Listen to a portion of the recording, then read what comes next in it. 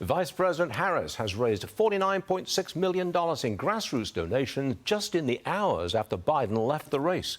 Meantime, Donald Trump thinks the Republican Party should be reimbursed for the money they spent campaigning against Biden. This is what he said on Truth Social. So, we are forced to spend time and money on fighting crooked Joe Biden. Now we have to start all over again. Shouldn't the Republican Party be reimbursed for fraud in that everybody around Joe, including his doctors and the fake news media, knew he was not capable of running for or being president? Well, look who's here. Steve Forbes joins us this morning.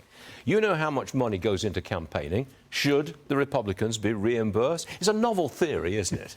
It's very novel. It's Very not Trump. going to happen. But it does underscore one of the big scandals in American history, that they knew this man was deteriorating, that he couldn't do the rigors of the job, and they covered it up. The political reporters covered it up. The Democratic Party covered it up. Congressional members covered it up. They all turned their heads. It was only when the polls started to turn south for Joe Biden and he did that disastrous debate did they say, uh-oh, we may have to do a change.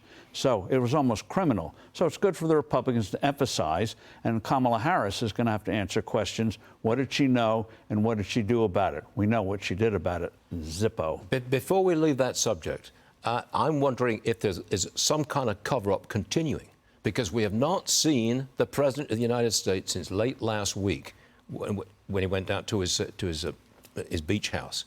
I think he should be on camera. I think his doctor should be on camera with a full report.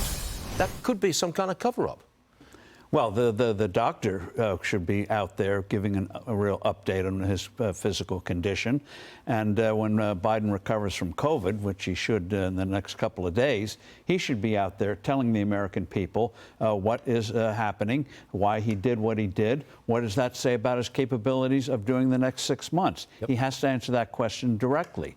Yep. And I wouldn't be surprised. It sounds far-fetched now, but we've had so many far-fetched things happen, is that if it looks like, say, a Michelle Obama actually challenges Kamala Harris and looks like she gets traction, don't be surprised if Biden steps down and makes Kamala the 47th president of the United States. There's no way a Democratic convention would go against an incumbent. Far-fetched right now, but after what's happened recently, you can't rule anything out. You're right. I mean, have you ever seen a week like this that we've just gone through, Steve Forbes? You know. All right, Steve, thanks very much for joining us.